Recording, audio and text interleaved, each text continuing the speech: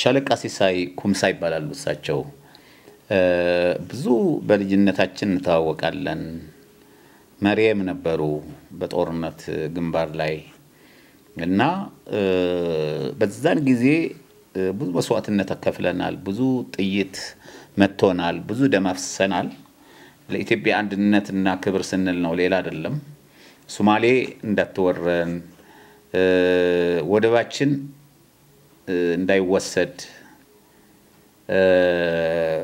ኤልትራ እንዳትቆረስ ትግራይ እንዳትገነጠል ብዙ ስራ ነው የሰራነው ሁለታችን ሆነን ስለዚህ ሻለቃ ሲሳይ በልጅነታቸው ጀምረው በሁከት ነው ያሳለፉት ሁከት ማለት ለአገር አንድነትና ክብር ሲሉ እና ሻለቃ ሲሳይ በዛን ጊዜ በወጣትነት በነበረው ጊዜ አሁን ደግሞ ባሉበት እድሜ በገፋ ጊዜ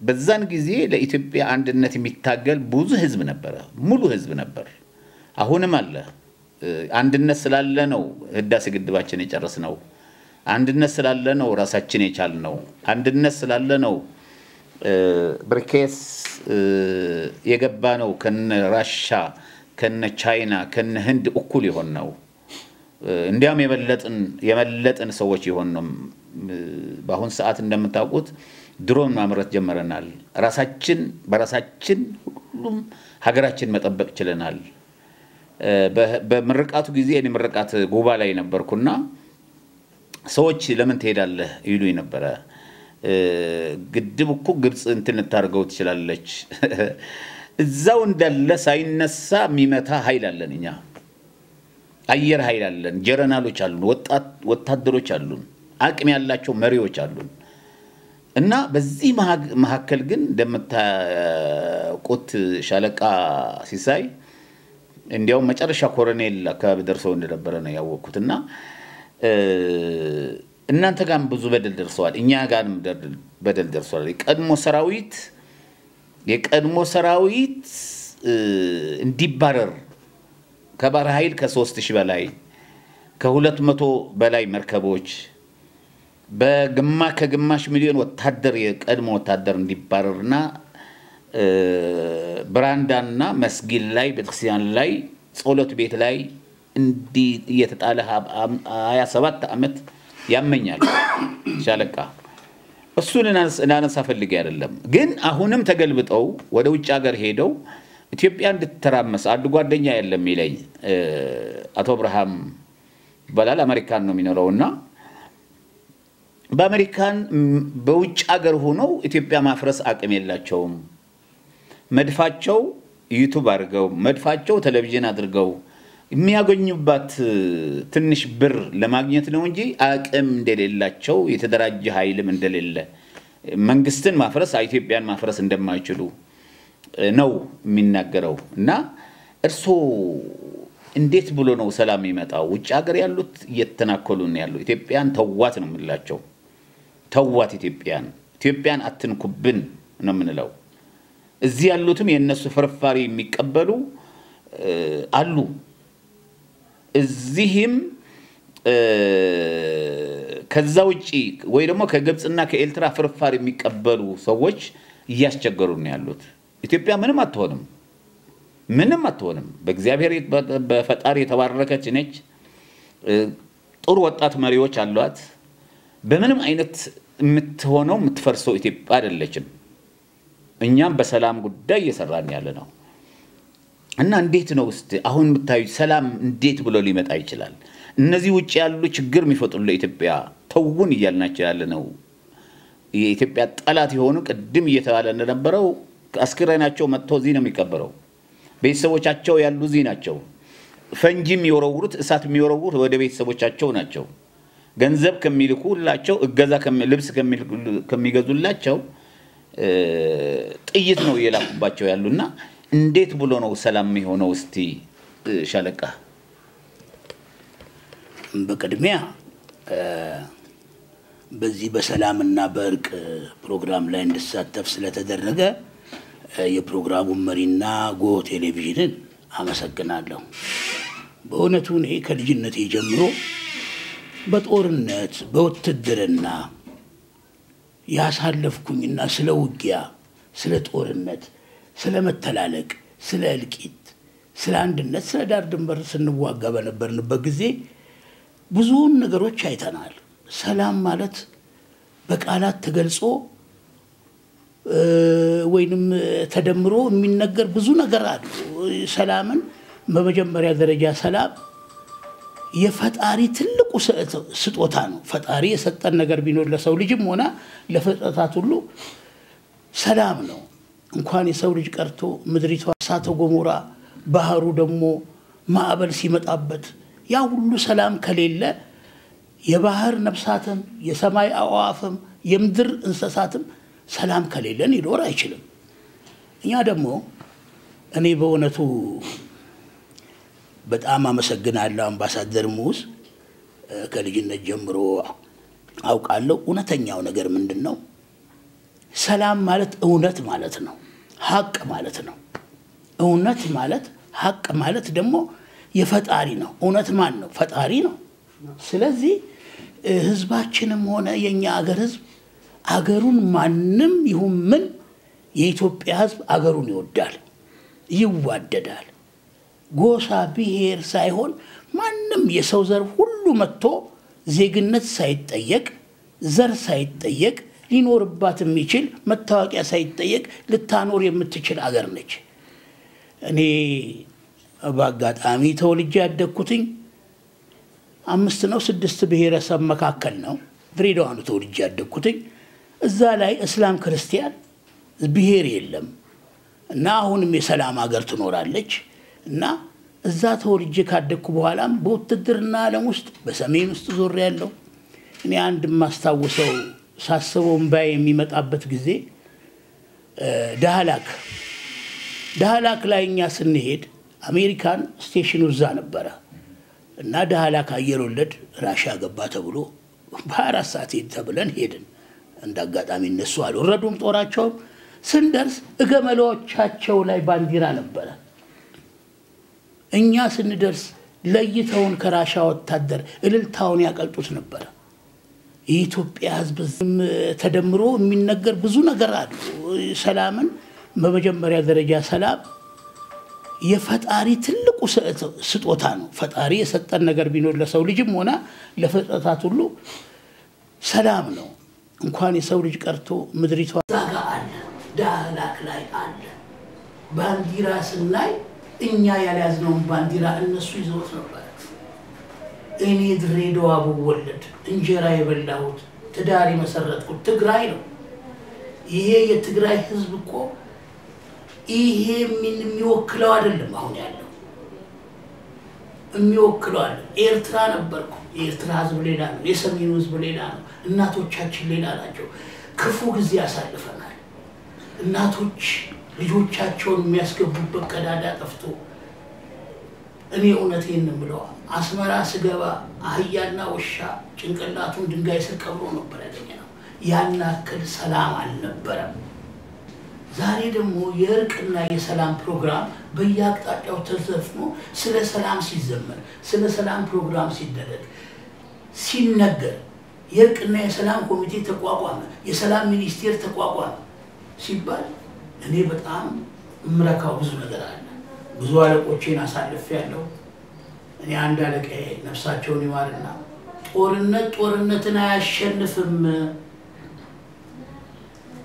ጦርነትን አያሸንፍም ብለው ሊቀመንበሩን ተናግረው አንዱ ረሸናቸው እሱ ሰላም ፍለጋ ነው ብሔር ፍለጋ ወይም ማረክ ፍለጋ ሳይሆን ጦርነትን ደግሞ አያሸንፍም የሚያሸንፈው ሰላም ነው አሁን የተያዘው ወደ እርቅና ወደ ሰላም ፕሮግራም የተሳታታችሁን ግቡ የታጠቃችሁን ግቡ ሲባል የሚገቡት በጣም ደስ ይለኛል ተሳስቶ ሰው ይወጣል ኢትዮጵያ እንደሆነ ታሪካዊ ጠላቶቿ ነገም አልተኙ ትናንትም አልተኙ ዛሬም አልተኙ ይሄው ሀጂ ቅድም እንዳሉት የኛ የመተሳሰር የቃል ኪዳን አርማችን ህዳሴ ግድቡ አለቀ ለህዳሴው ግድብ የተሰጠው ስም ዳግማዊ አድዋ የሚለው ስም ራሱ ይነቀንቀኛል ጭንቅላቴ ነው ያመኛል በአድዋ ጊዜ ይሄ ገሌ ነው ይሄ ኦሮሞ ነው ይሄ አማራ ነው ይሄ ጉራጌ ነው ይሄ መላው የኢትዮጵያ ህዝብ ተሰልፎ ነበር ያገኘነው።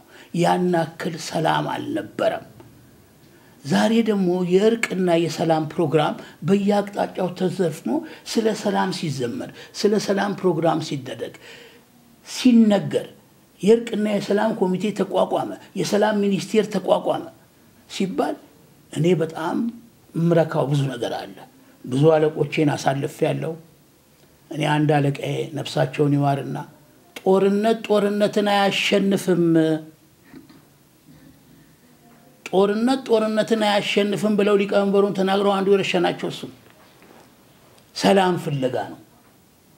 ብሔር ፍለጋ ወይንም ማዕረግ ፍለጋ ሳይሆን ጦርነትን ደግሞ አያሸንፍም።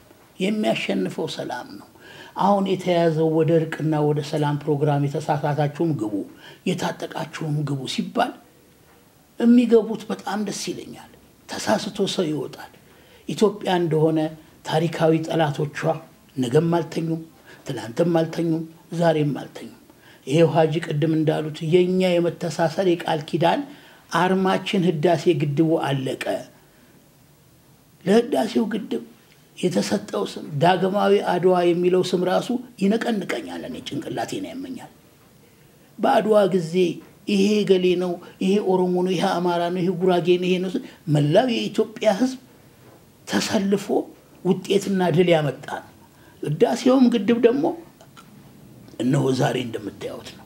በጨለማ ጉዞ ታሪካዊ የኢትዮጵያ ጠላቶች የነበሩ ባንዶቻቸውን አሰልፈው ከብዙ መቶ ዓመት ጀምሮ የእርስ በርስ ውጊያ አውሽው ይሄ ሁሉ ሀብት ይሄ ሁሉ ዛሬ የምናየው ነገር በአይናችን ተጋርዶ ወደፊት ልጆቻችን ሊያዩት የሚችሉትን ነገር ከመሬት በታች ተቀብሮ ጊዜው ተሻሻለ ተለወጠና ንጋት የሚል ደግሞ ባህር ተሰጠው። ጨልሞብን ነበር። አዎ ነጋ። ማንም እታች ያለውንም ላይ ያለውንም ኢትዮጵያዊ ነኝ የሚል ኢትዮጵያዊ ነኝ ብቻ ሳይሆን ኢትዮጵያን ወዳለሁ ኢትዮጵያን አቃለሁ የሚለው በሙሉ ገና አሁን እንደነጋልን ነው። ያ የንጋት ባህር ትክክለኛ ነው። ዳግማዊ አድዋ ትክክለኛ ነው። ማህተማችን የአንድነታችን ምልክት ነው። ጦርነቱን አሳልፈነዋል። ለዘመናት ታይተንበታል። የኢትዮጵያ ሕዝብ ተዋጊ ነው። አይተናል፣ አሳልፈነዋል። በእኔ እድሜ ለአቅመ አዳም ከደረስኩ ጀምሮ በትግራይም በሶማሌ ጦርነትም በፈለገው ቦታ ብንሄድ ተዋጊዎች ነን። ግን መተላለቅ ደም መፋሰስ ነው። የኢትዮጵያ ሕዝብ ድሮም ባንዳ ነበረ። በምኒልክም ጊዜ ባንዳ ነበረ። በአድዋ ጦርነትም ጊዜ አሻጥር ነበረ። እንዴ ግብጽ ዛሬ ሳይሆን ድሮም ነበረ። ኑቢያኖች ድሮም ነበሩ። እነኛ የሚልኩት የባንዳ መርዛቸውን እየለቀቁ ውጪ ድረስ ዶላር ልከው ለቤተሰቡ ዳቦ መግዣ ከሚልክ ጥይት የሚልከው አሁን ወንድሜ አምባሳደር እንዳልከው ያ ነው። ድሮ የነበረ ነገር ዛሬም አለ። ግን ዛሬ የኢትዮጵያ ሕዝብ የድሮ አይደለም። የኢትዮጵያ ሕዝብ ነቅቷል። መብራት ይፈልጋል። ድህነት በቅቶታል። ረሃብ በቅቶታል። ዛሬ ስንዴ ከመለመን ወጥቶ ስንዴ አምርቶ ለራሱ ተርፎት እያስተላለፈ ይገኛል። ዛሬ መብራት ሸጣለሁ ብሎ መብራት እየሸጠ ነው። በአፍሪካ ትልቁን የወዳጅ ሀገሮች ነው። እኔ በእውነት ነው የምለው ጎረቤት ሀገሮች የኤርትራ ሕዝብን እኮ እኔ በጣም አውቀዋለሁ። ይሄ አማራ ነው ይሄ ኦሮሞ ነው አላለም። ልጆቹን ሲደርለኛ አላለም። ለምንድን ነው እኔ አሁን ምስክርነቱን አልናገርም እንዴ? ጠቅላይ ሚኒስትር አብይ አህመድ ኤርትራ በሚሄዱ ጊዜ የ48 ሰዓት ነው የ42 ሰዓት ነው የ24 ሰዓት ዕውቀት ነው ያለው ኢሳያስ።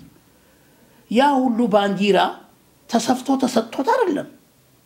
ወገኔ መሪ ስጋዬ ደሜ መጣልኝ ብሎ ነው የኤርትራ ሕዝብ ያስመራ ሕዝብ እንደዛ ቀለጥ አድርጎ ማንነቱ እስከማይታወቅ የተጠፋፋው በደስታ ብዛት። እውነቴን ነው የምለው ዛሬ እንዳለው ሳይሆን ትግራይን ማየት ያለበት መንገድ ላይ ያለው ሳይሆን መታየት ያለበት ከአግቤ እስከ አዴት ድረስ ከሳምሬ እስከ ፌናሯ ድረስ ያለውን የትግራይ ሕዝብ ደግሞ ቆላ ተንቤል ላይ ያለው ማየት ይቻላል። 4 ወንድ ልጆች ካሉ 4 ባንዲራ አለ። ምንድነው ሁሉም አንተ መንግስት ነህ ስንለውኛ ሲያገባ የምትሸኘው ሲያገባ መታጅበው ሲሞት የምትሸኘው የሚል ነገር ነበራቸው አላቸው። ትላንትም ዛሬ ትግራይ ህዝብ፣ ትላንትም ዛሬ አማራ ህዝብ፣ ትላንትም ዛሬ ኤርትራ ህዝብ ጅቡቲ ብንሄድ ከፕሬዝዳንቱ ጀምሮ ለምን ትክክለኛው እውነቱን አናወራ? ኢትዮጵያ የሁሉም እናት ነች። ኢትዮጵያን የመሰለ ሀገር የለም። አንዳንድ ጥቂት ከ104-5% የማይሞሉ የግል ጥቅማቸውን ብቻ ከሃዲነታቸውን ብቻ ፕሮግራም አድርገው በእውነት አንድ በርሜል ውሃ ላይ አንድ ማንኪያ መርዝ ቢጨመር በርሜል ውሃ ተመርዟል። አንድ ባልዲ ውሃ ላይ ቢጨመር ያመርዛለው። መርዝ ነውና ስለዚህ ህዝባችን ሊረዳ የሚገባው ዳውቆ የሚገባው ትልቅነቱ ፍቅሩ ነው። በሙስሊምም ጀምሮ ያውሳቸው እንዳሉት ኢትዮጵያ የሰላም ሀገር ነች ተብላ የሚሰደድባት ሀገር ነች። የኢትዮጵያ ህዝብ እኮ ባለውም ሰርግ ደግሶ መልስ የሚጠራባት ሀገር ነች። አሜሪካን ሀገር ይሁን ሩሲያ ይሁን በኢኮኖሚ ያደጉት ሀገሮች ኢትዮጵያ ውስጥ ተባብሮ ተጋግዞ ተባብሮ በህብረት የሚኖር ጎረቤት ከጎረቤት ጋር የሚኖርበት ሀገር የለም። እኔ ቅድም ተናግሬያለሁ ደግሞአለሁ። ራሽያ ዳህላክ ገባ ቢባል በ24 ሰዓት አየር ወለድ ድረስ ተውሎ በ1967 ዓመተ ምህረት ተሯሩጠን ስንሄድ እኛ በዚህ ስንደርስ እነሱ በዛ ወጡ። እኛን ግን እነኛ አፋሮቹ በገመል ያሉት ሊቀበሉን መጡ። እልል እያሉ ባንዲራ ይዘው ማሰጣቸው ገዝተው አይደለም የራሳቸው ነው። እኛ ሰጠናቸው። ምን ያህል ፍቅር ለኢትዮጵያ እንዳለ ነገም ዛሬ እውነታው ያ እንደሆነ የኢትዮጵያ ህዝብ ደግሞ ፍጹም ደግ ፈሪሃ እግዚአብሔር ያለበት እግዚአብሔርን የሚያመልክ ወንድሙን ርቦሃል ላብላህ ነው እንጂ ራበኝ ብላ አብላኝ አልነበረም።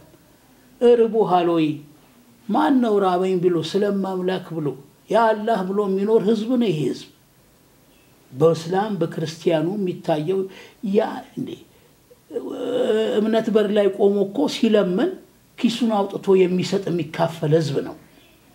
ያ ነው የኢትዮጵያ ህዝብ ሰላም ያ ነበረ። አሁንም ደግሞ በትንሽ ቅድም በርሜል ውስጥ አንድ ማንኪያ መርዝ እንደገባው ሁሉ ወይንም አንድ ባልዲ ውስጥ እንደሚገባው ሁሉ ያንም መርዝ እንደምንም ተበርዞ ተበጥብጧልና በኪደት በሚያየው ነገር ዛሬ እኛ መንግስትን ልናመሰግን ብቻ አይደለም በመናየው ነገር ነው አጂ የሚያወሩት። ቅድም እያየነው ነው። ቁሻሻ ላይ ነበርን። የጀመሩ መሪዎች እድሜያቸውን ነፍሳቸውን ይማረውና ጀምረውታል። እኛ ኢትዮጵያውያኖች እኮ ሄሬዲቲ ወይንም በተዋረድ ተያይዘን የመጣን እገሌ ሳንል አባይ ግድብ ዛሬ አይደለም የታሰበው። በትግል ዛሬ አለቀ። በኢትዮጵያ ህዝብ ብርታት አድዋ የትግላችንና የነጻነታችን አርማ ነው። ዛሬ ደግሞ ማህተማችን አባይ ነው። ዛሬ ንጋታችን ባህሩ ነው። ልማታችን ወደ ልማት ነው። ግን ቋሚ የነበሩት ድሮም የነበሩ አሁንም ያሉ ወደፊትም የሚኖሩ የኢትዮጵያ ቋሚ ጠላቶች አሉ ይኖራሉ። እንዴ አንድነትን ለማስከበር ስንሄድ እኛ 5 ኃይላት የሚባል ኃይል ተዋግተን ነው። በሶማሌ ጦርነት የሄድን ጊዜ ሶማሌን አይደለም ብቻውን የተዋጋነው። ከጀርባ የነበረ የኢትዮጵያ ህዝብ ጠላት የነበረ የሀገር ጉዳይ ነው። የስልጣን ጉዳይ አይደለም። የብሔር ጉዳይ አልነበረም። ያኔ የነበረው የሀገር አንድና አንድ ነው። የድሬዳዋ አሮጊት ሴቶች ነጠላ ቀሚሳቸውን ነጠላቸው ላይ ወገባቸው ላይ አስረው የተዋጉና የሞቱ አሉ። ታሪክ ያስባቸዋል። ለነጻነቱ የኢትዮጵያ ህዝብ ይዋጋል። አይታማም። ዓለም በሙሉ ያውቀዋል። አይታማም። ወታደር ነው የኢትዮጵያ ህዝብ። አይታማም። ማንም ፎከረ ምንም መጣ ጥፋት ሊጠፋ ይችላል። በርግጥ ባንዳ ማለት አይጥ ነው። እዚህ ትልቅ አዳራሽ ውስጥ አንድ አይጥ ብትገባ ሁላችን አባረና እንይዛት እንችላለን። ባንዳም እንደዛ ነው። የኢትዮጵያ ህዝብ መንቃት ነው ያለበት። ስለ ጦርነት ስለ ርጉራው ስለ ጀግንነት ሳይሆን አሁን መታወጅ ያለበት በቃን ልጆቻችን ደግሞ እኛ ያለንበት ያሳለፍነውን ሳይሆን ቀሪውን ሰላምን ይዘው ልማትን ይዘው ዓለም ከደረሰችበት ደረጃ ላይ እንዲደርሱ ዛሬ አርቲፊሻል ኢንተለጀንስ የደረሰበት ደረጃ ላይ ሲታይ ማን አስቦት የታስቦ አየር ኃይልን ጎረቤቴ ነው በጣም አውቀዋለሁ ዛሬ የማየው ነገር የሚዘገነን ነው በጣም ደስ እንባም የሚያመጣ ነው እኔ ሴት ፓይለት እስራኤሎችን ሳይ ወይንም ተሳፍሬ ሲሆን ወይን ከአዲስ አበባ በሴት ፓይለት ነው የመጣሁት ወይኔ እኔ ሀገር እንደዚህ ትሆን ነበር ትሆናለች አንድ ቀን ስል አንድ ሴት ፓይለት አይቼ እኔ ቆሜ ያለቀስኩ ሳልሞት ይሄንን አየው አየር ኃይላችን በበቂ ሁኔታ አደገ ሰራዊታችን ደግሞ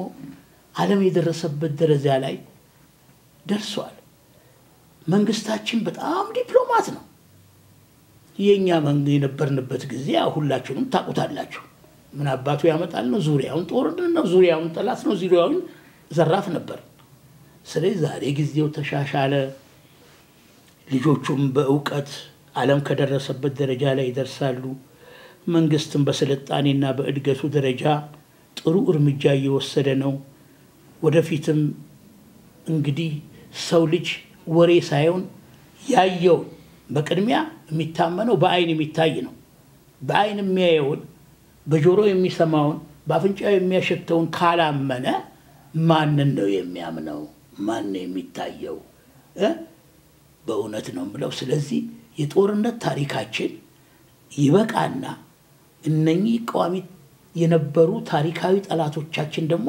ይከስሙና ልጆቻችን ዓለም የደረሰበት እንዲደርሱ አንዳንዴ ትልቅ ነበርን ትልቅ እንሆናለን ፈላስፋዎች ነበሩ ታሪክ ጸሐፊዎች ማን የማን ልጅ ምን እንደሆነ ከየት እንደተፈጠረ ዛሬ በትንሹ በጎሳ በመንደር በቀበሌ ሳይሆን ምንም አልነበረም በሰፈሬ እኔ ሙሳሩቦ ግቢ የሚባል ነበር ያደግኩት ድሬዳዋ ነው ሙሳሩቦ ኦሮሞ ናቸው ሙስሊም ናቸው እኔ ደግሞ የማለው ክርስቶስ ነው ከወንድሜ ጋር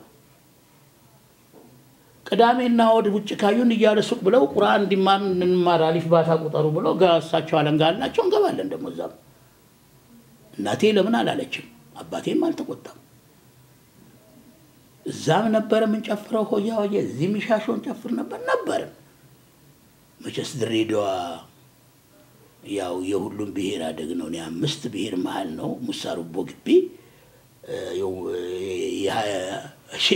የሙሳሩቦ የመጀመሪያ ሚስታቸው ሶማሌ ናቸው ሁለተኛው ኦሮሞ ናቸው እዚህ አማራ አለ አንዴ ሶዶ ጉራጌ ሴትየው ነበሩ ያሳደጉን እና እናቴ እኔ ወደ ስራ ስትሄድ እህቴን ጡት የምታጠባው የሙሳሩቦ ኦሮሞ ሴትዮ ሚስት ነበሩ ሁለተኛ ሚስታቸው ማቲኮ ጡት የሰፈሩን ሴት ጡት የምታጠባው እንጨት ሰበራ ሲሄዱ እነሱ ነው የሚጠብቁን ገበያ እናቶቻን ሲሄዱ እነሱ ነው የሚጠብቁን የኛ ደግሞ ስለዚህ የኢትዮጵያ ሕዝብ በአንድነት በፍቅር በሰላም የነበረ ነው ትግራይ ከአማራ ተዋልዷል አማራ ከሶማሌ ተዋልዷል እዛዝ ያለ ሁሉ በአንድነት ከአፋር ዘር የለውም ደቡቡን እንዳለ በአንድ ላይ ጨምቀ የምትይዘው ነው ይሄ ነው የምትለው የለም የተጋባ የተዋለደ ማን የማን ልጅ የማን ዘር የምትለን በቋንቋም ብለትለየውም ማችል ነው እስቲ ወደ ሰሜኑ የምትመጣ ከሆነ ተለይቶ ብቻውን ይኖር የትኛው ነው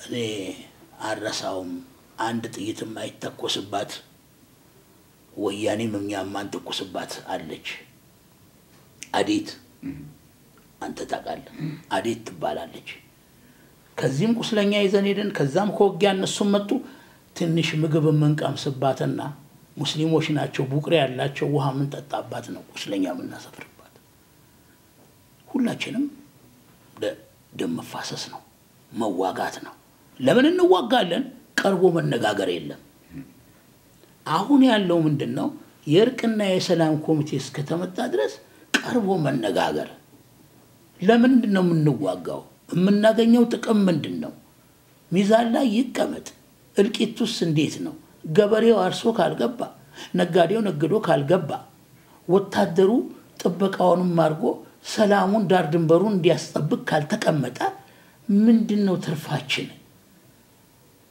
እየተዋጋ ነው ልማቱ። አሁን እኮ እርስ በርስ እየተጨራረስን ሆነ እኮ። ሰላም ቢኖር ኖሮ ዛሬ ተማሪ ወደ ትምህርት ቤት ካልሄደ። ስለዚህ የኢትዮጵያ ሕዝብ አበክሮ በቀበሌ በወረዳ የሃይማኖት አባቶች አሉ፣ የጎሳ አባቶች አሉ፣ ባህል አለን።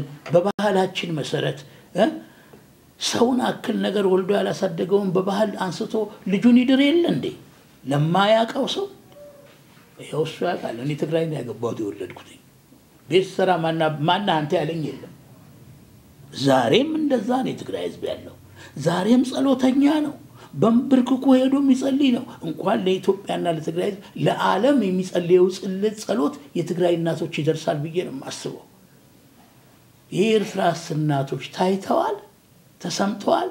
ሚዲያ ላይ የሚቀርበው ዘራፍ የሚለው ፖለቲከኛ እንጂ የኤርትራ አባቶች እናቶች አንድ ነገር እንደው እንድናገር ይፈቀድልኝና ሐቅ እውነት አቦይ አፈወርቅ ለናስር ሄደን ጸሎት የኢሳያስን አባት ይዛችሁት ነው አሉና የኤርትራ ክፍለ ሀገር የጦር በላይ ጠባቂና አስተዳዳሪ ጀነራል ጌታቸው ናደው ይባላሉ። እና የዛን ጊዜ የመቶ አለቃ ነው ኮሎኔል በኋላ ሰረቀ ብርሃንና ጀነራል ባይሉ ሻምበል ናቸው። ሄድን። እሳቸው ባሮጌ ላንድ ሮቨር አለቻቸው አጭር በመንገዱ ላይ እንትን አላለም። እኛ ጫካውን ጋራ ስንሄድ እሷ ደግሞ አሮጌ ላንድ ሮቨር ሲለቃቃ ላይ እሳቸው ሄዱ። ቤታቸውን ከበብና ልጅቷን ብንጠይቃቸው እሳቸው ወደ አስመራ ሄዱ አሉ። እንዴ የሚፈለጉት እሳቸው አሉ እንዴ? ወዴት ነው ወደ አስመራ ሄዱት? እንዴ ምናምን አለች። መኪና መጣልን። ተመልሰን መተን እሳቸው አስመራ ጀነራል ጌታቸው ናደው ጋር ቀርበው ያዙ ይልቀቁኝ ይላሉ። እሳቸው ጋር አብረው 16ኛ አምባዬ የሚባሉ ፊታውራሪው ግራዝማች ሁለቱ ሆነው እኛ ታግለን የቀላቀልናትን ወደ እናት ሀገሯ ኤርትራን አንተና እሱ ገንጥላት ብለው እሳቸው ሰደቧቸው። አቦይ አፈወርቅ ኢትዮጵያዊ ናቸው። የኢትዮጵያ አንድነት ማህበር ኢትዮጵያዊ ናቸው። እሳቸው ታይተዋል። ወደ ጅቡቲ ሂድ፣ ወደ ኦጋዴን ሂድ። ብዙ አባቶች አሉ። ኢትዮጵያን ያቆዩን አባቶች አሉ። እነ ዑመር ሰመተር እኮ በኦጋዴን በኩል አቀር ያቆዩት ነው። በሰሜንና ሉላ አባነጋ እኮ ኢትዮጵያ ብለው ነው እስከ ቀይ ባህር ድረስ ሄደው እንትን ያሉት።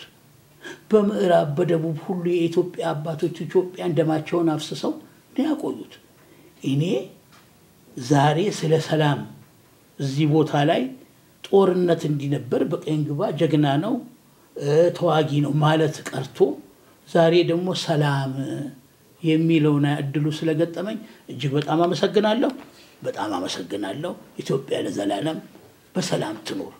በቃ ተፋያለ ሰጥቶናል። ማብራሪያ ሰጡን ስለ ጦርነት ጥቅም፣ ስለ ጦርነት መጥፎ፣ ስለ ሰላም ጦርነት በደንብ ነው የነገሩን። ስለሚያውቁ በልጅነታቸው ነው። እናመሰግኖታለን። እድሜና ጤና እንዲሰጡት ለምናለሁኝ። አሁን ደግሞ ወደ አሜሪካን ልሂድ። አሜሪካን የሚሄደው ወደ አቶ አብርሃም ነው። አቶ አብርሃም ለዚህ ጎህ ቴሌቪዥን ባለውለታም ናቸው። የኔ ግን ጓደኛ ናቸው ብዙ አመት እና አቶ አብርሃም እንግዲህ ያዩታል እዛው ውጭ ሀገር ያለው ሁኔታ አስቸጋሪ ሰዎች አሉ እዛው በጣም አስቸጋሪ። ቅድም ሻለቃ ስሳይ እንደተናገሩት ለልጆቻቸው ዳቦ መላክ ሲገባቸው ጥይት የሚልኩ ሰዎች አሉ። እኔም አሁን እምለው ሁሉ ጊዜ ተውውን ነው የምላቸው። እርሶን አይደለም እርሶ እዛ ሆነው ኢትዮጵያን የሚያበረታቱ ኢትዮጵያን የሚደግፉ ኢትዮጵያ አንድነትና ክብር የቆሙ ሰው መሆኑን የኢትዮጵያ ሕዝብ ይመሰክራል። እኔ ብቻ አይደለም ወይ ደግሞ ጎህ ቴሌቪዥን ብቻ አይደለም። ስለዚህ ኢትዮጵያ ቀድም እንዳልኩት ሰላም ሚኒስትር አቋቁማለች። በጃንሆይ በምንም በደርግም በተለያዩ በምኒልክም በዮሐንስም በቴዎድሮስም ያልነበረ ነው። ምክክር ኮሚሽን አቋቁማለች ሰላም የሚፈጥር ሰው የሚያግባባ የሰው ሐሳብ የሚሰማ ሽግግር ፍትህ አቋቁማለች የተበደሉ ሰዎች እንዲካሱ የነበሩ ቁርሾም የጥላቻ ቁርሾ እንዲጠፉ የሚል ተቋቁሟል ቀድምም እንደተናገሩት አባገዳዎች አሉ ሃይማኖት አባቶች አሉ አገር ሽማግሌዎች አሉ የተለያዩ ህብረተሰብ አለ ሰላም የሚፈልግ መንግስት ደግሞ በሩ ክፍት ነው ሌላ አይደለም በሩ ክፍት ነው ለሰላም ቀድም ሻለቃ ሲሳይ ኩምሳ እንደተናገሩት በለው እንጂ ወደ ሽምግልና አልነበረም ይሄ በለው ባይባልና ወደ ሽምግልና ቢከድ ኖሮ ያ ከግማሽ ሚሊዮን በላይ የድሮ ወታደር 27 አመት ሙሉ ብራንዳ ላይ የተኛው ወይ ደግሞ የተቸገረ አይሆንም ነበር በእርቅ ግን ትልቅ ነገር ነው ለምሳሌው ከትግራይና ከተዋጊዎችና ከፌደራል መንግስት በላይ 2 አመት ኃይለኛ ጦርነት የነበረው መጋጨት ሳይሆን ጦርነት ነበር ያ መጨረሻው ምንድነው የሆነው በሰላም ነው የተፈታው ደቡብ አፍሪካ ቪክቶሪያ በሰላም እና አሜሪካን ዓለም መንግስታት ያሉበት ነው የተፈታውና ሲፈታ የተሻለ ነገር 3 አመት አካባቢ የተሻለ ነገር አለ በእኛ አሁን በኢትዮጵያና በከባቢው ስለዚህ መፈታት ያለበት በመንድነው ችግሮች ጦርነቶች ግጭቶች መፈታት ያለባቸው እንዴት ነው በትግራይ ደግሞ አሁን ስናይ ደግሞ የድሮ ተዋጊ የነበራችሁ ተመለሱ ለጦርነት ተዘጋጁ ወጣቶች መታፈስ ጀምረዋል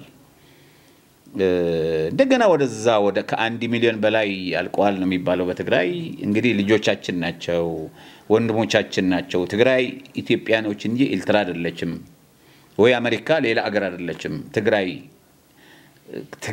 ኢትዮጵያ ነች ምክንያቱም ታሪክ አለ አክሱም ሐውልት ኢትዮጵያዊ ነው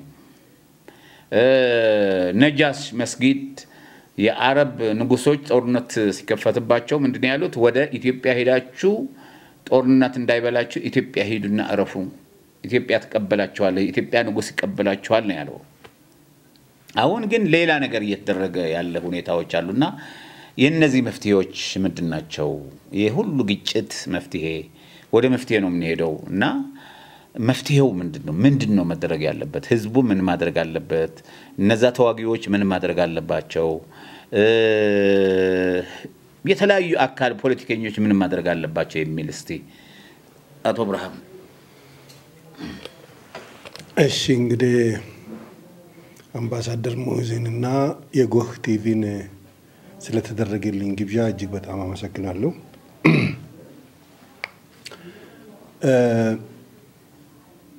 በመጀመሪያ ውጭ ሀገር ስለሚገኙ ሰዎች እና የምንሰማውን ፕሮፓጋንዳ በተመለከተ ነው የቀረበልኝ ጥያቄ በውጭ ሀገር በጣት የሚቆጠሩ ዩቲዩበሮችና የፌስቡክ ፕሮፓጋንዲስቶች አሉ እነዚህ ፕሮፓጋንዳውን ለረጅም አመታት ነው የነዙት በኃይለ ሥላሴ ዘመነ መንግስት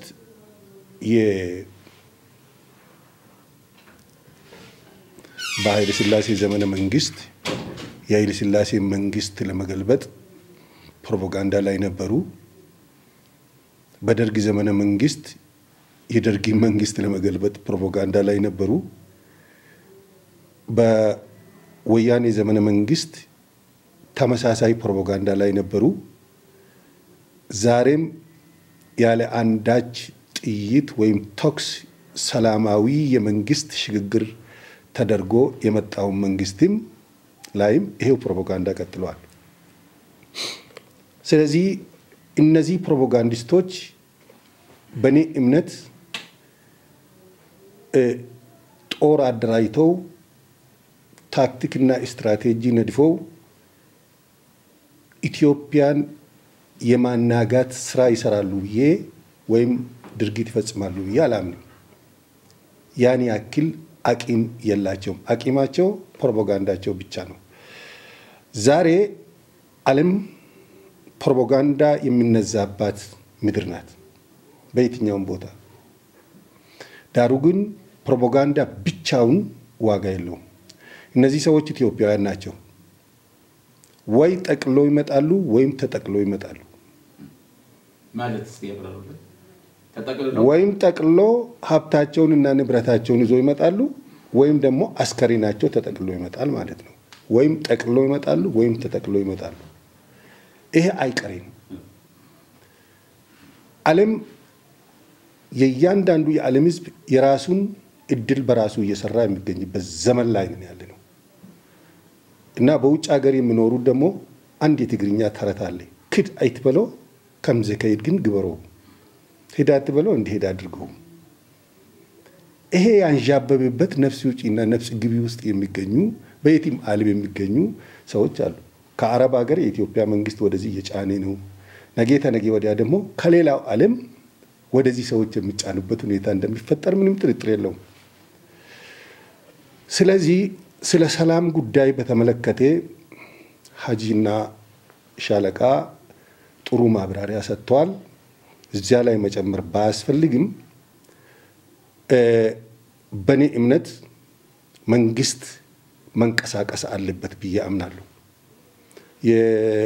የእርቅና የእርቅ መድረኩ የውይይት መድረኩ የምክክር መድረኩ እንዳለ ሆኖ ሰላምና የህግ የበላይነት እጅና ጓንቲ ናቸው። ሰላም ብቻ ይዞ ማጨብጨብ የአንድ እጅ ጭብጨባ ይሆናል። የህግ የበላይነት ደግሞ መከበር አለበት። ይሄ የሰላም ጉዳይ ሀ ተብሎ መጀመር አለበት ባይነኝ። መንግስት እቅድና ፕላን አውጥቶ ከቀበሌና ከትምህርት ቤት ጀምሮ ሰላምን መገንባት አለበት። ህፃናቶችን ሰላምን ማስተማር ያስፈልጋል። የቀበሌን ህብረተሰብ ስለ ሰላም እንዴት አድርጎ መስራት እንደሚገባ ማስተማሪና ማስረዳት ያስፈልጋል። ምክንያቱም በተለይ በቀበሌና በወረዳ አካባቢ ማንኛውም ሰላም የሚያደፈርሱ ሰዎች ምሽጋቸው ይዛሉ። በዚህ ምክንያት ህብረተሰቡን ማስተማር ያስፈልጋል። ስለ ሰላም ማስረዳት ያስፈልጋል። ሰላምና ጦርነትን ጎን ለጎን አድርጎ ማሳየት ያስፈልጋል። በአንድ መንደር ውስጥ የተሰራው ሰላም ለመላው ኢትዮጵያ ፍቱን ሊሆን ይችላል። ለምሳሌ ነው በሊቢያ ቤንጋዚ ውስጥ በአንድ መንደር ውስጥ የተነሳው ግርግር ወይም የተነሱ ጽንፈኞች በአጭር ጊዜ ውስጥ ምድራዊ ገነት የነበረችው ሊቢያ ወደ ምድራዊ ሲኦል አድርገው በመጨረሻ እነሱ ራሳቸው በቦምብ ተደብድበው አልፈዋል። ምድራዊ ሲኦል ያደረጉት እንኳን ለማየት እድል አላገኙም ለማለት ፈልጌ ነው። ምክንያቱም ወርዶ መንግስት ማስተማር አለበት። በወረዳ ደረጃ በትምህርት ቤት ደረጃ በሚገባ ወጣቶችን ስለ ሰላም በደንብ አድርጎ ከመሰረቱ ማስተማር ያስፈልጋል። ስለ የህግ የበላይነት በመሰረቱ የህግ የበላይነት በሌለበት ሀገር ውስጥ ሰላም አይታሰብም። የህግ የበላይነትን መጠበቅ እና ማስጠበቅ የሚገባው ደግሞ ህዝብ ነው። ያንን ህዝብ ደግሞ ማስታጠቅ አለበት መንግስት። የሰላም ዕውቀት የሰላምን ተጨባጭ ጥቅምና ጉዳት በሚገባ ማስረዳት መቻል አለበት። አሁን ያለው እንዳለ ሆኖ ባለው ነገር በተነሳው ነገር ላይ ብቻ ትኩረት እየተሰጠ ቢሆንም እንኳን ለወደፊት ሰላም ዘላቂ እንዲሆን የህግ የበላይነት ባህል እንዲሆን ማስተማር ያስፈልጋል። መፍትሄው ማስተማር፣ ስለ ሰላም ማስታጠቅ፣ የህግ የበላይነት ማንኛውም ሰው ያለ ሌላ ፎርስ ግፊት ህግን የሚያከብርበትና የሚያስከብርበት ሁኔታዎች መፈጠር አለባቸው። ይሄን ለማድረግ መንግስት ይችላል፣ ህብረተሰቡ ይችላል።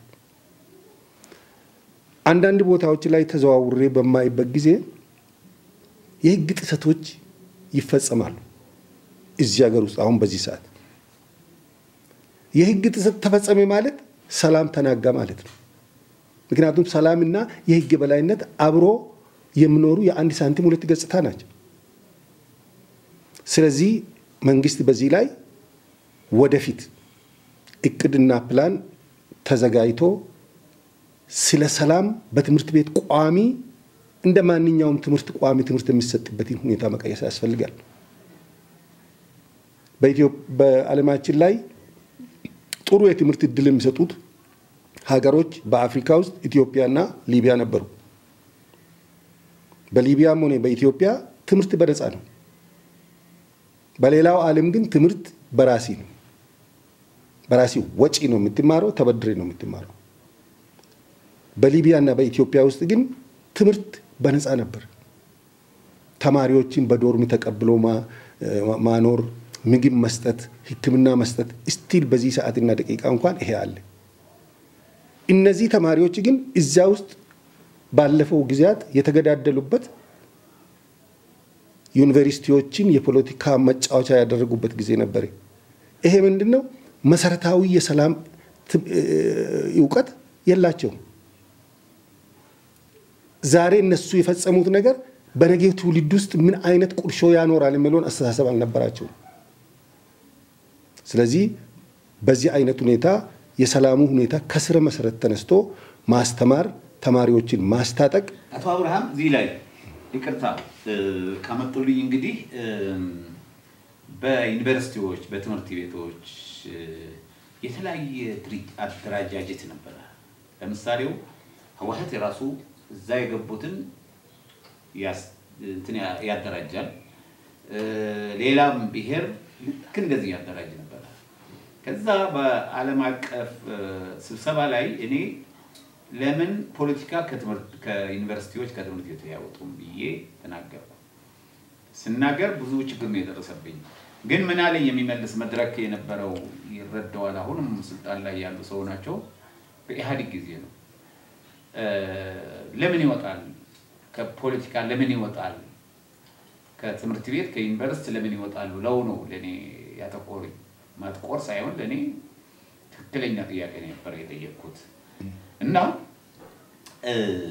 በውጭ ሀገር እንደዚህ አሁን የለም። ያ ፖለቲካ በአተደራጅቶ ማድርጎ ለየብቻው በየብሔሩ በየምኑ ዩኒቨርሲቲም ትምህርት ቤትም የለም። በጣም ከለውጥ ከዶክተር አብይ በኋላ የለም። ያ የሚጠይቃት የነበረ ነገር ነው የተመለሰልኝ ማለት ተመልሶልኛል። ግን ውጭ ሀገር እንደመኖር ወስዶ ብዙ ነገር ያቃሉ። ስለዚህ በውጭ ሀገር ለምሳሌው ተማሪዎች በቀደም ሲያጫውቱኝ ሁለት ተማሪዎች በዩኒቨርሲቲ ጣሉ፣ ሁለቱ ነው የሚወጡት። የሚጣላ በዩኒቨርሲቲ ውስጥ በትምህርት ቤት ውስጥ የለም።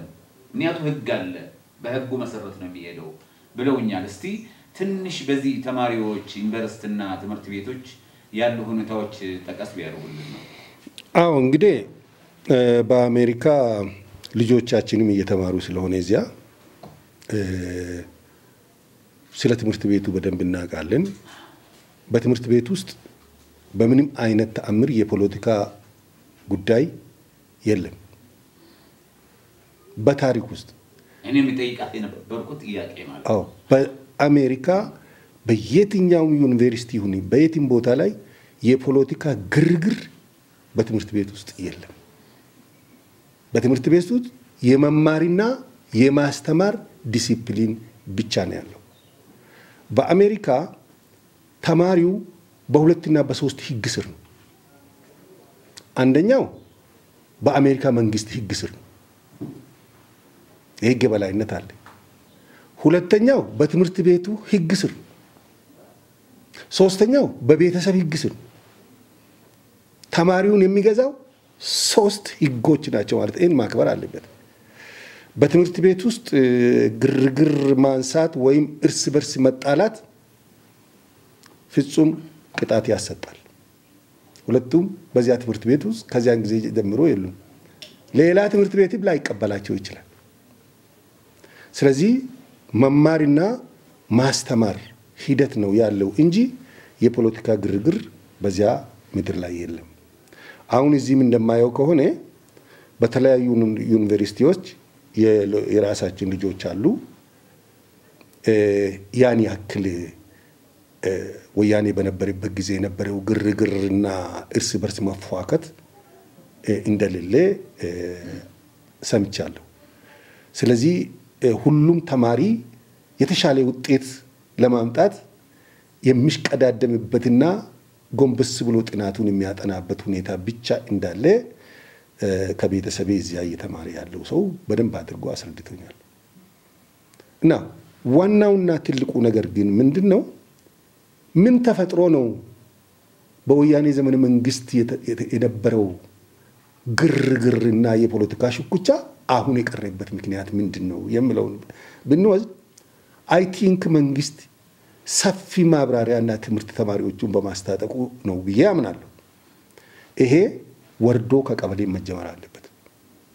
በተለይ በቀበሌ ውስጥ ሰላምን የሚያናጉ ነገሮች ፋብሪኬት የሚሆኑበት ስለሆነ እጅግ በጣም ትኩረት ሊሰጥበት ይገባል። እያንዳንዱ ሰው ቅድም ሐጂ እንዳሉት ስለ ሰላም ማወጅ፣ ስለ ሰላም መናገር ይሄ በሰፊው በኢትዮጵያ ላይ ቀጥሏል። ምንም አይነት ጥያቄ የለውም። ስለ ሰላም ማወጅ፣ ስለ ሰላም መናገር፣ ስለ ሰላም ማስተማር፣ ስለ ሰላም እያንዳንዱ አንደበት ተከፍቶ መናገር እንዳለበት እኔም አምንበታለሁ። ሆኖም ግን መሰረታዊ ትምህርት መስጠት ደግሞ አስፈላጊ ነው። ማነጽ፣ ከስር ጀምሮ ማነጽ፣ ግብረ ገብነትን ስነ ስርዓቱን በሚገባ ማስተማር ያስፈልጋል። የሰላምን ጥቅም፣ የጦርነትን ጉዳት አበክሮ ገና ወደ ሌላ ነገር ሳይወጡ ማስረዳት ያስፈልጋል። በተለይ በቀበሌው ህብረተሰብ መካከል፣ በትምህርት ቤት መካከል እንደነዚህ አይነት ትምህርት ቢሰጡና ህብረተሰቡን በጥሩ ሁኔታ ስለ ሰላምና ስለ ጦርነት ዕውቀቱን ቢያስታጥቁት ለሰላም የሚያደርገው አስተዋጽኦ ከፍተኛ አስተዋጽኦ ነው። እኛ በበኩላችን ለኢትዮጵያ ሰላምና እድገት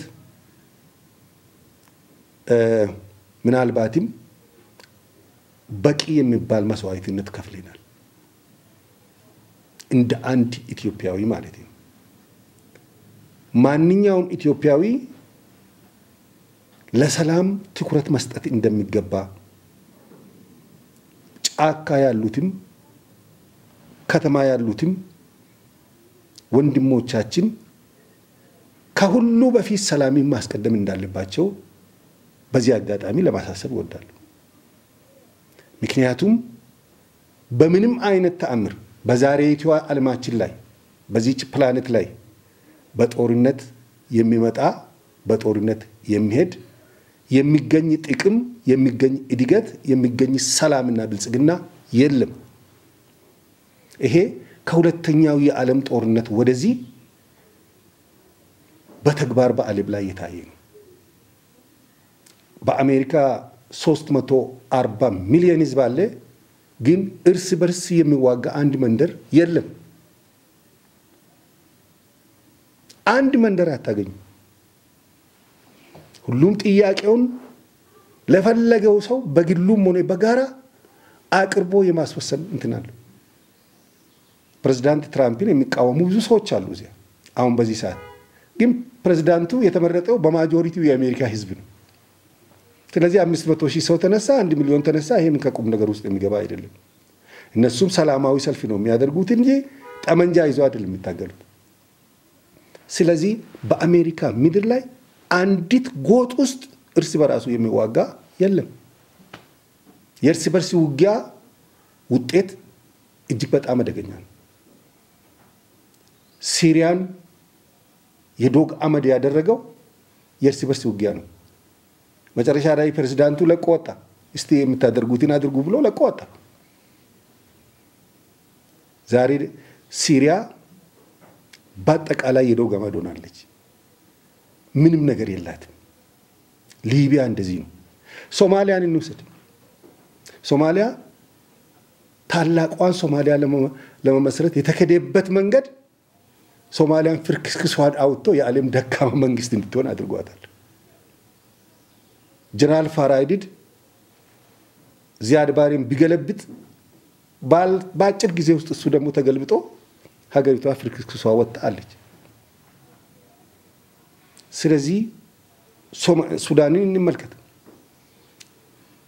በሽርን ገልብጦ ስልጣን የያዙ ጀነራሎች መጨረሻ ላይ ደግሞ እርስ በራሳቸው እየተዋጉ ሱዳንን የመጨረሻ እሳት የሚነድባት ሀገር አድርጎ ህዝቦቿ ወደ ተለያዩ ሀገር እየተሰደደ ነው ያለው። ይሄ በጎጥ ውስጥ የሚደረግ ውጊያ የሚያመጣው መዘዝ ማንኛውም ጎጠኛ ተነስቶ መንግስት ስልጣን ይልቀቅ፣ የሽግግር መንግስት ይመስረት የሚባል እንዲህ አይነት የሚያዜሙ ሰዎች አሉ። ምክንያቱም ያለ ምርጫ ስልጣንን ለመቆጣጠር የሚፈልጉ ዜጎች አሉ። ስለዚህ ይሄን በምድር ላይ አይሰራም። የቀረ ፋሽን ማንኛውም ሰው ተወዳድሮ ህዝቡን አሳምኖ ወደ ስልጣን ማምጣት ይችላል። ለዚህ ደግሞ በሰላም ቁጭ ብሎ መነጋገር፣ በሰላም መወያየት፣ መደማመጥና መከባበርን ያስፈልጋል እና የሰላም መፍትሄው ይሄ ነው ብዬ አምናለሁ። አመሰግናለሁ። አቶ አብርሃም በጣም እናመሰግናለን በሰጡን ማብራሪያ ስለ ውጭም ስለ ሀገር ውስጥም ስለ ዩኒቨርሲቲዎችም ስለ ተማሪዎችም ብዙ ነግረውናል። አሁን እስቲ መፍትሄው ምንድነው? ይሄ አገራችን ያለው መገጫገጭ ምንድነው የሚለው ሰዓታችንም እየደረሰች ስለሆነች በዚህ ብንቋጭ ነው የሚሻለው። እስቲ አንዳንድ ደቂቃ ሻለቃ መፍትሄው አሁን ያለው መንገጫገጭ መፍትሄው ጥሩ ነው። መፍትሄው አንድና አንድ ምንድነው? እውነት ነው።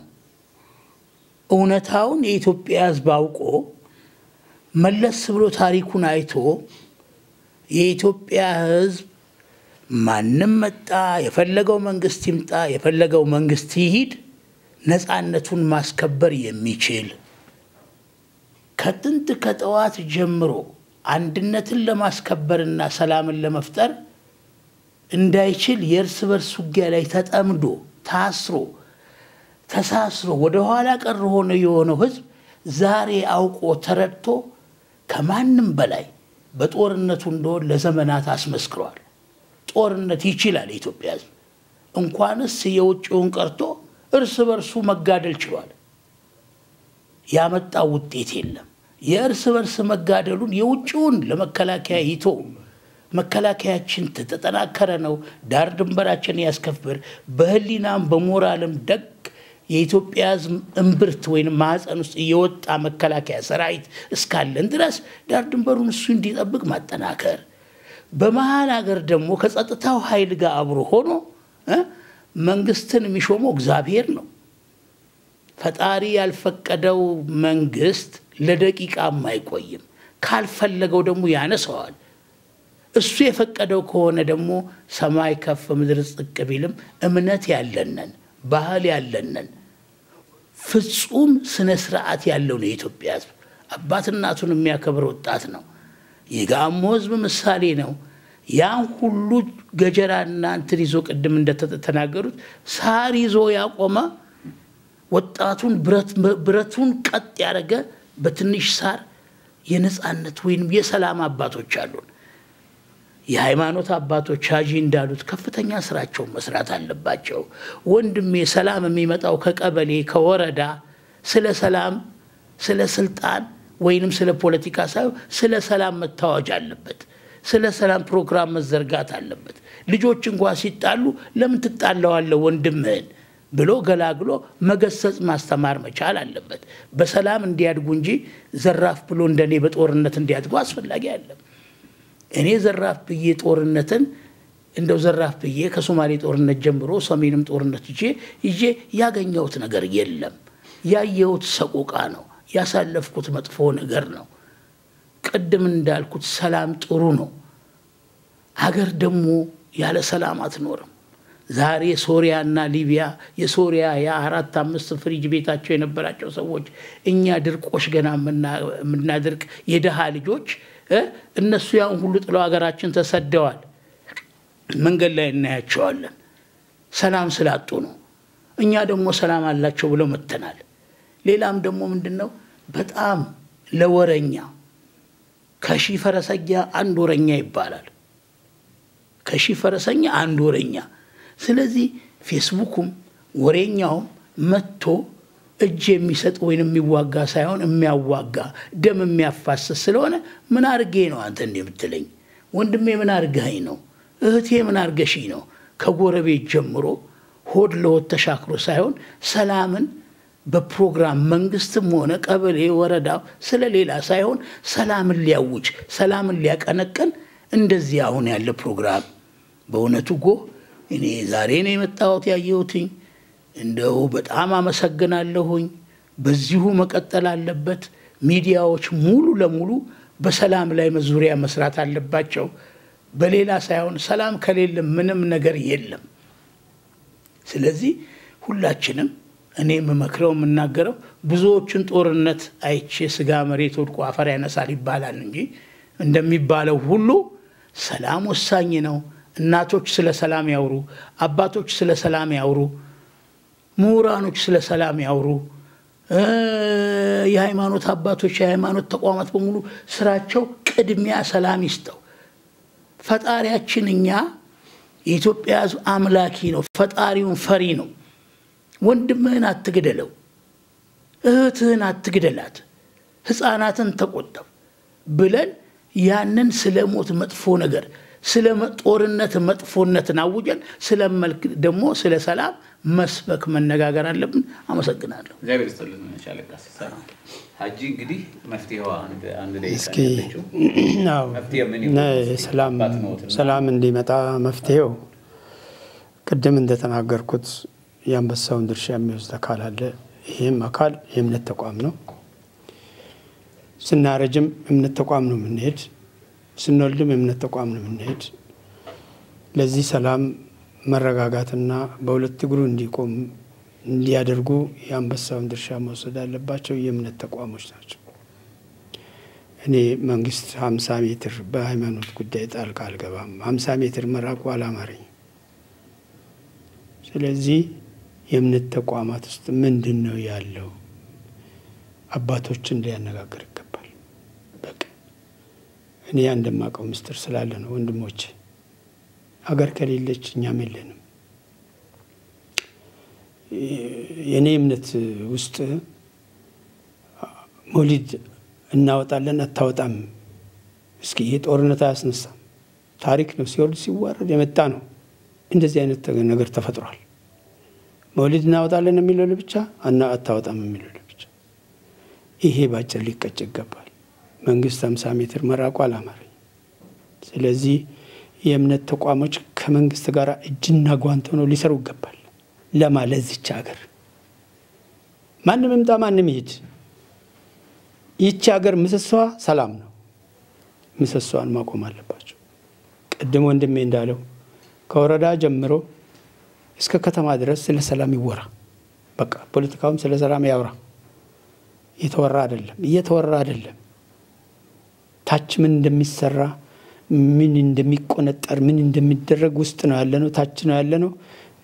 ይታይ፣ ይፈተሽ፣ መንግስትም ይፈትሽ። ስለዚህ መንግስት 50 ሜትር ከሁሉ ነገር መራቅ አያስፈልግም። ለምን? ይሄ የእምነት ተቋም የኢትዮጵያ የእምነት ተቋም ነው፣ ሊጠበቅ ይገባል። ስለዚህ ከታች ጀምሮ እስከ ላይ ድረስ ስለ ሰላም መወራት አለበት። የአንበሳውን ድርሻ ወስደው የእምነት ተቋማት መስራት አለባቸው። የህዝብን ማነሳሳት የእምነት ዕለት መታወጅ አለበት። የእምነት ቀን በቃ እንደ ብሔር ብሔረሰቦች እንደሚከበር የእምነት ቀን መታወጅ መከበር አለበት። የእምነት የጸሎት ቀን መኖር አለበት። ስለዚህ አላህ ምን ይላል? መንግስትን አትንካ፣ ወንበር የሰጠው እኔ ነኝ፣ ቢያዳላ ነገ እኔ ነኝ እርምጃ መውሰድ ይላል። ይሄ የተባለ ነው ወይ? ይሄ ቢባልማ ደርግን ሙሉ ጨርሻለሁ ብያለሁ። ስንት ወጣት አለቀ። ተወልዶ የእምነት ተቋም ሄዶ እናት አባት ተሸክሞት የሄደ ወጣት ነው ያለቀው። በተመሳሳይ በኢህአዴግም። ስለዚህ አበክረው ውስጣቸውን ፈትሸው የእምነት ተቋማት ሊሰሩበት ይገባል ባይ ነኝ። ይገባል። ትላንት ምን ነበር? ለምን ኢትዮጵያ የእምነት ሀገር ናት ተባለ? ነቢያቶች ለምን ተናገሩ? ያ አሁን አለ ወይ? እኔ ብዙ ጊዜ አንድ ጸባይ አለኝ። ክፍለ ከተማም ልሂድ ልብሱ ነው ያለው ይላለሁ። እኔ ደንታ የለኝም። ልብሱ ነው ያለው እምነቱ የለም ይላለሁ። ብዙ ጊዜ ይታወቃሉ በቃ። ስለዚህ የእምነት ተቋማት ፈትሸው ዙራቸውን ፈትሸው የጥንት ጠዋቱን ፈትሸው ከታሪክ ጻፊዎች ጀምረው ፈትሸው ሊሰሩበት ይገባል ባይ ነኝ። መንግስት ታች ድረስ ወርዶ ይፈትሽ ባይ ነኝ። ህዝብ ቅር ካለው ህዝብ ሮሮ ካደረገ ትላንት በወለደው ልጅ ዛሬ ተሽሞ ሌላ ሮሮ የሚያቀርብ ከሆነ ጦርነት ተፈጠረ ማለት ነው። ስለዚህ መንግስት ታችም ወርዶ እኛንም ይዞ ይፈትሽ። ይሄን ተቋም ደግሞ ሁሉም የእምነት ተቋማት ወይንም ሁሉም ሚዲያ ተቋማት ይሄን ተቋማ በአጋርነት መያዝ አለባቸው፣ ማቀፍ አለባቸው፣ መደገፍ አለባቸው። መንግስትም ይሄን ተቋም ሊደግፈው ይገባል። ስለ ሰላም ነው ያወራነው። ሰላማንም አገር አልቆረስንም አላማንም። ስለዚህ ይሄ ተቋም ሊደገፍ ሊታቀፍ ቦታው ሊከበር ይገባል ባይነኝ። በተረፈ አምባሳደርም እድሜ ይስጥልን፣ ዶክተር ዳዊትም እድሜ ይስጥልን። ልጆችም ጥሩ እድል ነው ያጋጠማችሁ። ስለ ሰላም ይወራል፣ እዚህ የሰላም ምንነት ይወራል፣ ትሰማላችሁ። እናንተም በበኩላችሁ ስለ ሰላም በያላችሁበት ምን ያህል ክብደት እንዳለው ምን ያህል ሰላም እንደሚያስፈልግ ለአዋፋት ለወፍ ያስፈልጋል ሰላም። ይሄን ማለታችሁ ጥሩ እድል ነውና እግዚአብሔርን መስግናችሁ ተቋሙን በሚገባ መደገፍ አለባችሁ፣ ማገልገል አለባችሁ ለማለት ፈልጌ ነው። አመሰግናለሁ። እግዚአብሔር ይስጥልን ሀጂ። አቶ አብርሃም እስቲ መፍትሄ የአንድ ደቂቃ ነው ያለችን። መፍትሄ ቅድም ሰጥቷል፣ ግን ተጨማሪ መፍትሄ እስቲ የመንገጫ ገጩ ለኢትዮጵያ አንድነትና ክብር ለሰላም ማጽናት መፍትሄው ምንድነው? አዎ እንግዲህ ሰላም በሌለበት እድገት የለም፣ ብልጽግናም የለም። ሰላም የሁሉም ነገር ቁልፍ።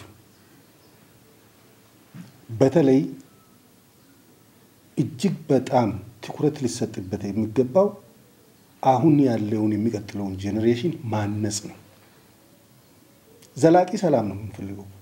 ዛሬ እዚህ የተጣላውን ሰው ማስታረቅ ብቻ ሳይሆን ሰላሙ ዘላቂ እንዲሆን ካስፈለገ ወጣቱን ትውልድ በሰላም አይዲያ በሚገባ ማነጽ ያስፈልጋል።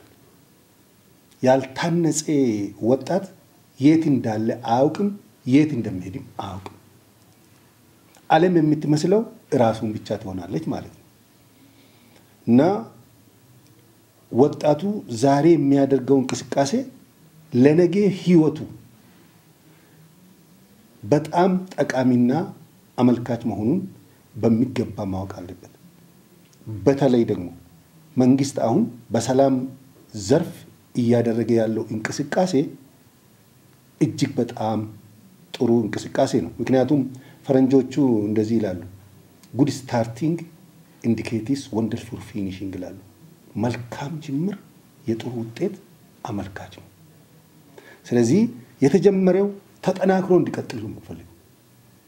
አሁን ያለው ድርድር፣ አሁን ያለው ዲያሎግ፣ ስለ ሰላም የሚደረገው እንቅስቃሴ እንዳለ ሆኖ ወጣቱን ከስረ መሰረቱ አንስቶ የማነጽና ዘላቂ ሰላም እንዲመሰረት የማድረግ ጉዳይ ሊታሰብበት ይገባል።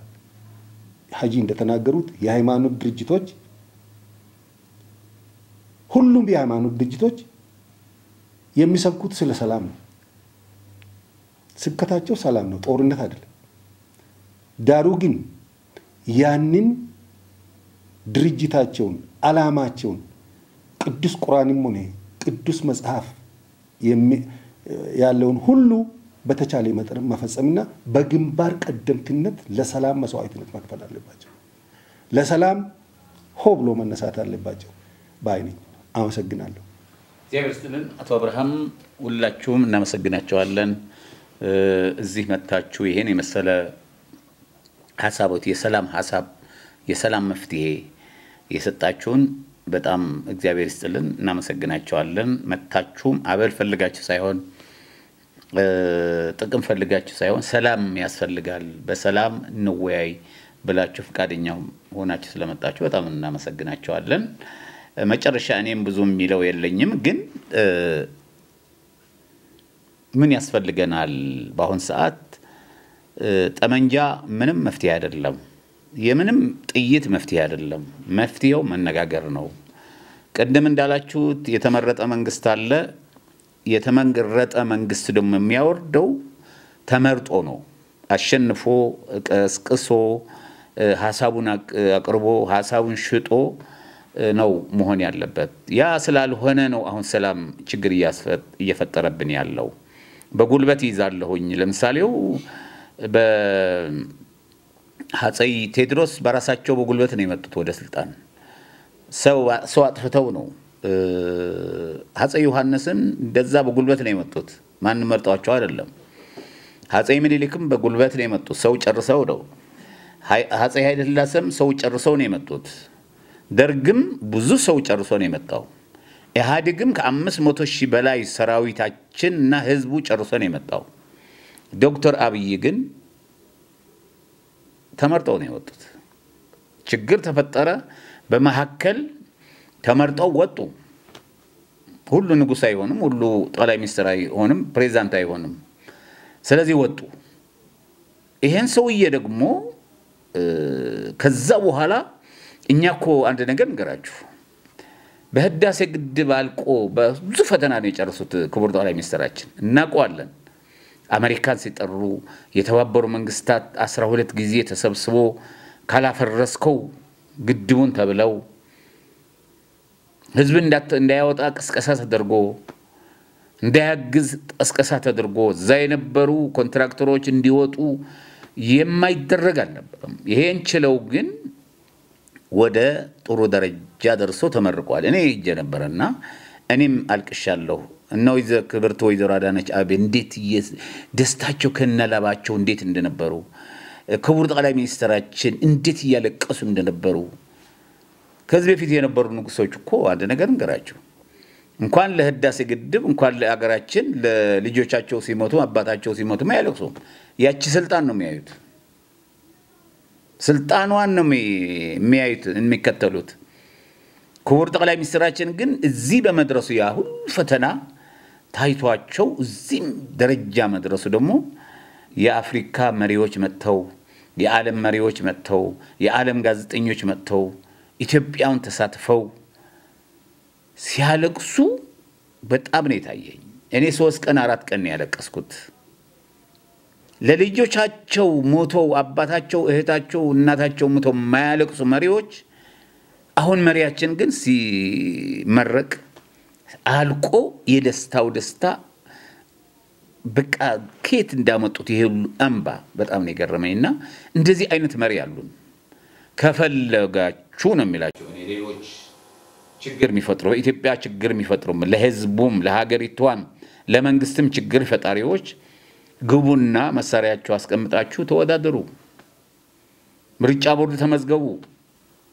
ተመዝገባችሁ ተወዳደሩ ህዝብ ከመረጣችሁ ይመርጣችኋል ብለዋል ክቡር ጠቅላይ ሚኒስትራችን ምን ብለዋል እኔ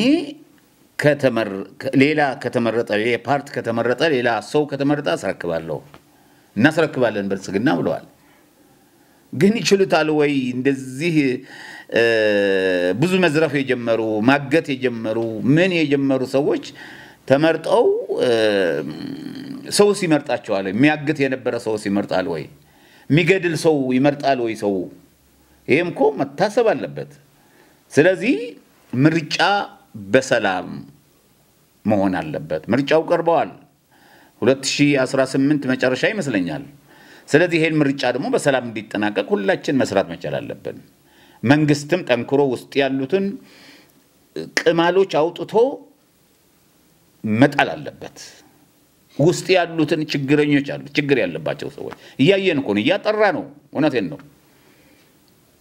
ብዙ ወንጀል የሚሰሩ አሉ ብዙ ደግሞ ጥሩ ለአገራቸው ለብልጽግና ለህዝብ የሚሰሩ ሰዎች አሉ ለሀገራቸው የሚሰሩ ቀንና ለሌት የሚሰሩ አሉ እንደነ አዳነች አቤቤ አይነት እንደ ዶክተር አብይ አይነት ሌሎችም አሉ በስከ ወረዳ ድረስ ጥሩ ሰዎች አሉ ደግሞ ቀደም እየተባለ እንደነበረው መንግስትና ህዝብን ለማጣላት የሚያደርጉ ሰዎች አሉ መንግስት አጥራ ነው አጥራ መንግስት አጽዳ ውስጥህን አጽዳ አሁንም ህዝብ ከጎንህ ነው ሌላ አይመርጥም እርግጠኛ ሆኜ ነው ነግራችሁ ብልጽግና ዶክተር አብይ ነው የሚመርጠው ግን ያ ሆኖ ውስጥ ያሉ ሰዎች ሲመርጣሉ ወይ ነው እኔ እኮ አንዳንዴ ምልካቸው በፌስቡክም በቴሌግራም ምልካቸው ከብዙ ሺዎች አሉኝና የዛ ውስጥ ያሉ ሰዎች አይዩትም ሌላ ሰው ነው የሚያየው የተወሰኑ ሰዎች አይዩታል ስለ ሰላምና እርቅ ጉዳይ ነው ይሄ እንግዲህ መድረክ ነው በኢትዮጵያ ደረጃ የመጀመሪያ የሆነው ስለዚህ መንግስት ክቡር ጠቅላይ ሚኒስትራችንስ በቀደም ያስመረቁት መጽሐፍ ነበርኩኝ መንግስት መደመር የመንግስት ይላል እዛው የተናገሩ ተንታኞች ራሳቸው እሳቸው የተነተኑት መጽሐፉ ብታዩት ስለ ኢትዮጵያ አንድነት ክብር ብቻ ነው የሚለው ሌላው ግን ስለ ራሱ ስልጣን ነው የሚጽፈው ስለ ራሱ ገንዘብ ነው የሚጽፈው ስለ ራሱ ጉዳይ ነው የሚጽፈው ወይ ገንዘብ ለመሸጥ ነው ይሄ እኮ ክቡር ጠቅላይ ሚኒስትራችን 1 2 3 4 ለህዝብ ነው ለልማት ነው በምን ተለማት አዲስ አበባ ኢትዮጵያ በሙሉ እየሰጡ ነው እየተሸጠ በቃ አልሙት መጽሐፍት ቤት ክፈቱ ትምህርት ቤት ክፈቱ ኮሪደር ስሩ ነው ይያሉ ያሉት እንደዚህ አይነት አይተንም ሰምተንም አናቅም ስለዚህ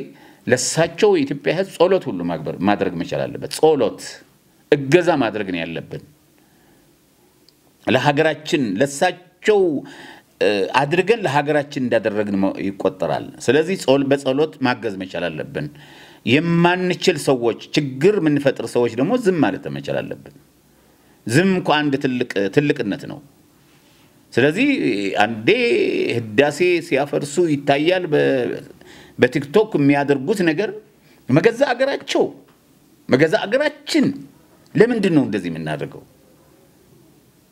ቀደም እኮ ብሏል አቶ አብርሃም ወይ ተጠቅልለው ይገባሉ ወይ ተጠቅልለው ይገባሉ ትልቅ አባባል ነው ይሄ ማይታለፍ ነገር ነው እዚህ ያሉትም እንደዛ ነው የሚያደርጉት ስለዚህ በተቻለን መጠን ለኢትዮጵያ አንድነት ክብር ወንድማሞች እህታሞች እናትና አባት ሆነን መስራት ነው ያለብን እንጂ መካፋፈሉ መናቆሩ አይጠቅመንም ሰላም ለኢትዮጵያ እንዲሆን ነው እኔ የሚመኘው ማመሰግነው እኔም ለነዚህ ቆመው 3 ሰዓት ሙሉ የቆሙ ካሜራማኖች የጎህ ቴሌቪዥን ሁሉ ጊዜ ባለውለታችን ናቸውና እናመሰግናቸዋለን እናንተንም እናመሰግናቸዋለን ሰላም ለኢትዮጵያ ይሁን ሰላም ትሁን ኢትዮጵያ ሰላም ትሁን ኢትዮጵያ ለኢትዮጵያ ሰላም አንድነት እንደ ድሮ ከጫፍ እስከ ጫፍ ቀንና ሌሊት ምን ሄድበት እንደ ድሮ ሻለቃ ያቃለው የትግራይ የመቀሌ ልጅ ነች ሚስቱ ልጆች ብዙ ልጆች ነው የወለደችው ሀጂ እንደዛ እኔ ከኦሮሞ የወለድኳቸው ልጆች አሉ አብርሃም ከተለያዩ ተጋብተናል ስለዚህ መለያየት የለብንም ሰላም ለኛ ይሁን ለኢትዮጵያ ይሁን ኢትዮጵያ ሀገራችን ዳርዋ እሳት እንድትጠበቅ ሀያል ሀብታም እንድትሆን እንመኝላታለን ሰላም ለኢትዮጵያ ይሁን ሀገራችን ሰላም ትሁን መሪዎቻችንም ሰላም ይሁኑ መከላከያችንም ፌደራል ፖሊሳችን ጸጥታ ኃይላችንም መሪዎቻችን በሙሉ ሰላም እንዲሆንልን እንመኛለን እግዚአብሔር ይስጥልን ስለመጣችሁ እናመሰግናችኋለን